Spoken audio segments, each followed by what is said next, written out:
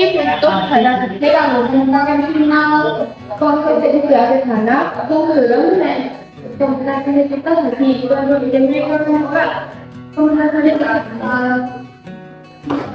Tekan awalnya dari sekolah, kok malah jadi sinetron iklan sabun, malah masuk akal. Ya tapi nek orang sponsor, teater iki bubar. Dong dari sekolah orang itu. Aku ngerti posisi loro-loro ini, berarti aku milih antara prinsip utawa eksistensi. Pokoknya aku setuju karo sponsore wong tujuane ben tetep jalan.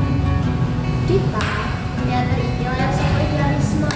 Nek mau nganti alat promosi, aku jangan romantis ini. Aku lihat aja komentasi dari kakak, bener ngobrol kita begini. Ya Allah, nek gagal, aku harus pamer kostum anyar sayang. Tenang Salsa, sing di debat iki duduk kostum. Nanging artis saka teatere. Kowe yakin ae, nek gagal kabeh kanca iso nyalahke kowe lho. Raka, aku ngerti resikonya. Nanging, nek ora ana sing wani ngadeg nira prinsip, teater iki mau jadi kosong. Aku ora pengen pengedot sing milih gampangnya dhewe.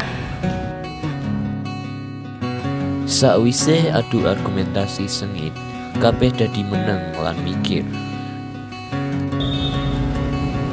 Aku mikir, sing diomong Naya iku bener. Teater ora untuk masalah tampil, nanging pesan moral. Yang kita satya karo seni, mesti ana cara liyane.